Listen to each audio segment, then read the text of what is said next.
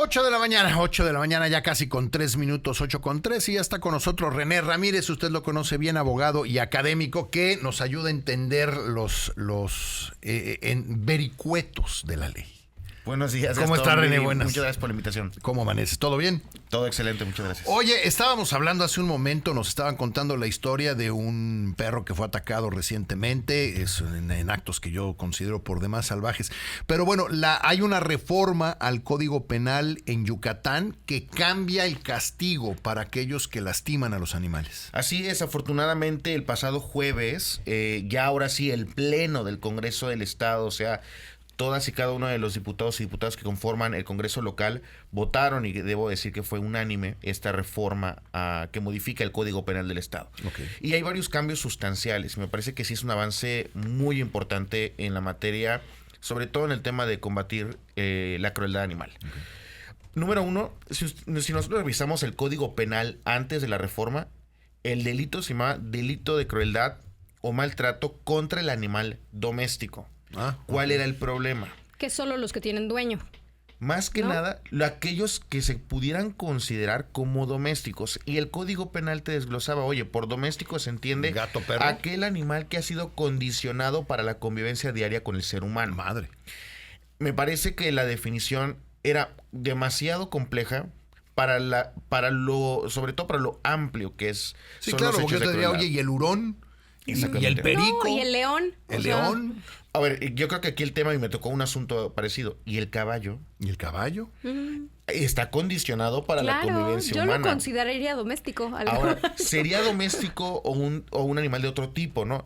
Y lamentablemente el problema era que cuando nosotros, por ejemplo, que veamos asuntos de materia de crueldad animal, llegábamos con un juez, o sea, se judicializaba el asunto, los jueces lo primero que debatían era si es un animal doméstico o no. Era la primera deficiencia que tenía el Código Penal vigente. Y luego, segundo, la pena era muy, muy baja, de 3 meses a 4 años de prisión. Incluso nos encontrábamos en términos comparativos como una de las entidades con la penalidad más baja en el delito de crueldad animal. Okay. Y esto, pues por el hecho de que una pena sea baja, bueno, tiene ciertos beneficios procesales, o sea, beneficios dentro del proceso. Por ejemplo, hay una figura que se llama suspensión condicional del proceso, que es, mire, no vamos a llegar a las últimas consecuencias, repara el daño y aquí quedamos, ¿no? Y entonces, muchos de los asuntos que eran... Hasta llegaban porque te doy una lana, ¿no? Y te pago el animal, entre comillas, ¿no? Por ejemplo, y si tenía dueño, ¿no? Claro, o sea, porque si no tiene dueño, pues ¿quién pelea por él? Nadie. Sí, claro. El que haya realizado gastos veterinarios, y si no se realizaron, pues la suspensión condicional se les daba incluso sin pagar alguna cuestión económica a manera de sujetar, ¿no? a un tema al imputado. Pero bueno, esto cambia con la reforma, y la reforma del Código Penal ahora establece que todos los animales, ¿ok?, a excepción de algunos que determina la ley, van a entrar dentro del tema penal. Ahora, por ejemplo, un caballo, un hurón, puede entrar porque ya no es delito de crueldad o contra el animal doméstico, sino contra los animales. Primer tema. Segundo, el dictamen o la iniciativa reconoce a los animales dentro de esta tónica de seres sintientes. O sea, son seres sujetos de derechos y, por supuesto, de obligaciones. También aquí hace la reforma hace una separación. A ver, ¿qué entendemos? O a veces homologamos crueldad con maltrato, y no es lo mismo, ¿no? Ahora la reforma va a atender el tema de crueldad, o sea, aquellas cuestiones que tengan como principal motivo, 1, quitarle la vida a un animal, o 2, restar su calidad de vida. Por ejemplo, hace unos meses hubo un sujeto que apuñaló a 7 puñaladas a un perrito que estaba en la calle, o sea, que no tenía absolutamente ningún problema. Y bueno, esto ocasionó también, por ejemplo, que se redujera su capacidad motriz, su calidad de vida, etcétera. Entonces, toda esta parte que tiene que ver con la vida y la calidad de vida, o incluso con la mutilación, etcétera, se va a ver por el tema de crueldad. Y lo que se entiende es que va a haber otra reforma en materia de maltrato, que son aquellas condiciones, por ejemplo, el típico de que lo tiene amarrado todo el día. Exactamente, no le da agua suficiente, no está en un espacio adecuado, etcétera. Todas condiciones que minimizan la calidad, pero que como tal no llevan a un tema de gravedad o última ratio. Y lo más importante, se modifica la pena. Estamos ya incluso en Yucatán, ya estaríamos dentro de las entidades federativas con la mayor pena contra la crueldad animal, siendo la pena máxima de prisión 10 años de prisión. Por lo tanto, ya incluso si se persiguiera por la máxima pena, no habría la posibilidad de una suspensión condicional del proceso y por tanto ahora sí veríamos, por ejemplo, asuntos de crueldad animal llegando hasta la última instancia penal, que es el juicio oral, que es donde se determina si eres culpable o inocente. Pregunta, los torneos de lazo, aquí en Yucatán nos caracterizamos por ser especialmente crueles con los animales. Yo conozco gente que disfruta yendo a los torneos de lazo porque lo que les gusta es que lastimen a los caballos, les gusta que el toro ataque, cuerne no sé cómo se diga, a un caballo y se les hagan los intestinos y es horrible. Y la gente lo graba y te lo muestra así con un orgullo que va más allá de lo más primitivo que he conocido. Claro. ¿Cómo le vamos a hacer? Porque eso siguen ocurriendo. Los torneos de lazo supuesto. siguen y a todo mundo le vale que porque los usos y costumbres. Y a esa pregunta que hace Gastón me gustaría sumarle. Esos ya no son animales domésticos. La nueva regulación ya no incluye solo los domésticos, ya es todos los animales. Excelentes preguntas, me parece que por aquí me llegan dos frentes y muy importante poder responder esas preguntas. Primera, recordemos que el tema de torneos de lazo, si bien es cierto que pudiera crear un estilo de confusión con la nueva reforma, no olvidemos que al menos la ley de protección a la fauna, que es la ley en la materia, sí permite los torneos, Pues siempre y cuando tengan la autorización municipal y las supervisiones de protección civil, ¿No son dos leyes etcétera, chocando? etcétera. Yo por eso lo que quiero suponer es que ahora viene la reforma a la ley de protección a la fauna, que recordemos que incluso el Congreso se encuentra analizando la nueva ley de protección y bienestar animal. O sea que eso sería una gran reforma. El Congreso no la ha aprobado aún, de hecho no ha terminado el estudio de esa reforma, pero ahí sí vienen muchas nuevas figuras muy innovadoras que espero que antes de que termine esta legislatura tengamos esta modificación. Que lo que haría sí sería sujetar a los ayuntamientos, que son los que aprueban este tipo de torneos, a decir, oye, lo puedes aprobar, pero con ciertas condiciones, ¿no? Por ejemplo, si es un torneo de este estilo, no puede haber esto y esto, ¿no? Entonces me parece que el que se regulen es muchísimo mejor. Respondiendo a la pregunta de Viri, que también se me hace muy importante respecto a si caen o no dentro de estos supuestos jurídicos, no caerían. El Código Penal se reformó y se puso una excepción, siempre y cuando que no se trate de animales relacionados a un oficio o arte, ¿no? No, bueno. Recordemos que ahí con ese principio de excepcionalidad ya no caerían en estas circunstancias, pero sí pueden ser por la vía administrativa, que por eso es lo importante de que el Congreso apruebe lo más pronto posible esta segunda parte de la reforma. Ok. Pero a ver, entonces, ¿hay algo que permite, hoy hay algo que permite los torneos de lazo, pase lo que pase? Entonces, No. Incluso existe una recomendación de la Comisión de Derechos Humanos. ¿Por qué todavía hay?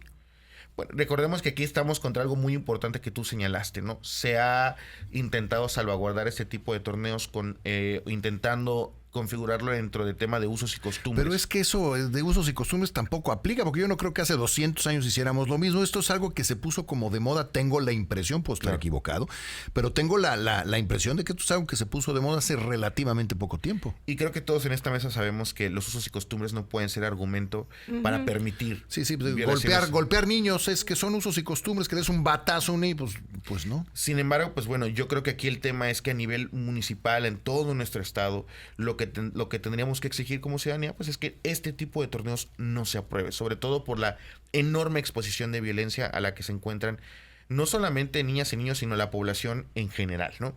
Yo creo que esta reforma, por ejemplo, lo que va a venir a sentar, al menos en materia penal, es que vamos a tener una mayor amplitud de asuntos que no estén relacionados forzosamente con animales domésticos, ¿no? Por ahí está el debate si los animales silvestres, recordemos que los animales silvestres son competencia federal, sin embargo, no su maltrato o crueldad. Okay. O sea, por ejemplo, se me ocurre una zarigüeya. ¿Podría caer? Ese sería un tema que va a ser... Que además son bien comunes, ¿no? A cada rato los buena onda. vemos. Que yo creo que el Son tema va a ser la volando, sí. operatividad de la norma. Vamos a ver cómo va a operar la norma, porque recuerden que la comercialización y el uso de animales silvestres son competencia federal. Por eso está Profepa, para eso está Semarnat, que atienden ese tipo de asuntos, ¿no? Normalmente llegan a lugares con leones, tigres, etcétera. Sin embargo, y si hablamos de su crueldad, ¿qué sucederá? O sea, ¿caerían los supuestos también de tema federal o ya pueden ser salvaguardados por la ley local? En prima facie me parece que sí, pero yo creo que la operatividad de llevar a cabo toda esta reforma Pero va a ser un muy animal interesante. silvestre más asequible. O sea, digo, no un zarigüeyas puma, ¿no? zarigüeyas hay en todas las esquinas. Claro. que me parece que también son sometidas a muchos actos de crueldad. Sí. ¿no? Claro. Ahí sí, por supuesto, entraría dentro de la definición del Código Penal. Yo creo que va a ser muy interesante ver, sobre todo, incitar a la ciudadanía a que cuando observen uno de estos hechos, inmediatamente denuncien. Desafortunadamente, el delito es de oficio y existen tantos hechos de crueldad animal que no existe forma humana alguna que el Ministerio Público esté aperturando carpetas de investigación solamente por presunciones, sin tener conocimiento de circunstancias importantes para Y poder pruebas, perseguirlos. ¿no? Supongo. Exactamente, entonces es muy importante denunciar. Ojo, el hecho que yo denuncie me convierte en víctima en automático, no. Para tener la calidad de víctima se tienen que configurar ciertos requisitos. Por ejemplo, que sea, por ejemplo, si estamos hablando de crueldad animal, que haya sido tu perrito, tu gatito, tu animal. Dos, que hayas ejercido algún gasto para poder atender estas circunstancias de crueldad, etcétera, ¿no? Entonces, pero lo más importante es que se denuncie. Hay un mensaje, me parece, en Dice, la... ¿dónde puedo reportar a un perrito que lleva encerrado varios meses, lo dejan sin comida? Por ejemplo, el Código Penal, la reforma establece que el privar de alimento, agua y de un lugar adecuado para su vida puede ser susceptible de una vertiente de la crueldad animal. Y Claro. para esto, recordemos que recientemente la Fiscalía General del Estado aperturó una agencia especializada. La agencia especializada en delitos contra el animal doméstico, que ahora supongo que Le van a cambiar el nombre. que tiene que cambiar el nombre, pero Ahí hay que hablar. ahí se tiene que presentar la denuncia. Recordemos que más que nada lo que se exhorta es que vayan, por favor, y proporcionen el mayor información posible claro. para que pueda la agencia realizar su trabajo. Sí, y usted que nos escribió, muchas gracias. Si tiene duda, en el mismo ayuntamiento puede preguntar, y ahí le van a ir guiando para ver dónde lo puede denunciar. Y hágalo lo antes posible, porque Claro. luego un día más puede ser completamente negativo. Oye, René, una pregunta. ¿Cómo hacerle? Porque a nosotros los seres humanos nos encanta luego pasarnos de tueste.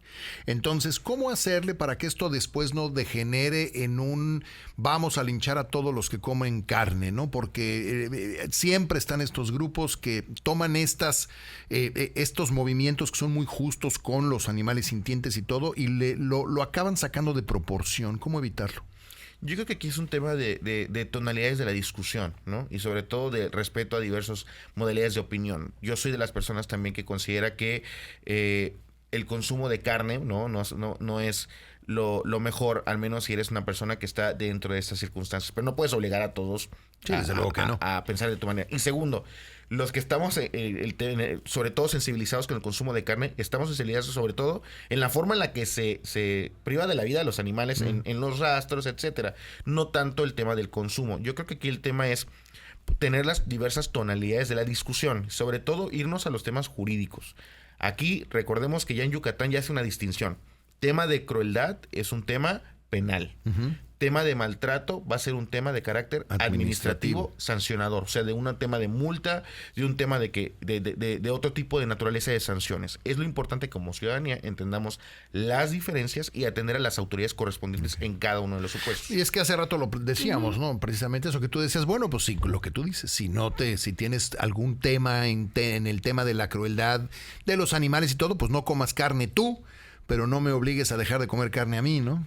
Sí, yo creo que lo que queda pendiente por resolver es algo que le ocurre a muchas personas rescatistas, que es qué hacer en un caso donde el animal se encuentra en una casa cerrada, sin dueños y está muriendo de inanición. Sí, claro. Recordemos que la policía no puede ingresar a un domicilio solo porque sí. Tiene que haber una autorización judicial, o sea, un juez de control penal tiene que autorizar el ingreso al domicilio a través de una figura que se llama orden de cateo. Sin embargo, muchas veces, y hay ciertos requisitos para eso, no se autorizan las órdenes de cateo para ingresar a domicilios para salvar. No? ¿Por qué? Porque la orden de cateo tiene como principal objetivo el obtener evidencia de la posible comisión de un delito. Ok. No como tal el salvaguardar, ¿no?, la vida de un animal en riesgo. Y el hecho de que esté el animal bajo condiciones crueles, no sería la comisión de un delito y no habría pruebas dentro de ese previo de la comisión de un delito. Que tocaste un punto neurálgico de lo por qué yo he defendido el tema de que sí se puede con una orden de cateo. Ese es justamente mi argumento, que a ver, estamos ante la mayor evidencia posible de un hecho posiblemente delictuoso. Tenemos que entrar para poder asegurar al animal, ¿no? Yo creo que aquí faltan dos temas. Uno, creo que es un buen tema para las candidatas y candidatos a diputados federales, la modificación de legislación federal en la materia, por ejemplo, el Código Nacional de Procedimientos Penales, que permita con mucho mayor facilidad ingresar a los domicilios en los casos donde se encuentre en peligro la vida de un animal y que sea previa a la autorización de un juez. Y dos, también el tema, sobre todo, de el bienestar animal, ¿no? El obligar a los estados, sobre todo, a cambiar la perspectiva, no un tema de control, porque eso agarran a un perrito en calle y si no se adopta en tienda temporalidad, lo sacrifican.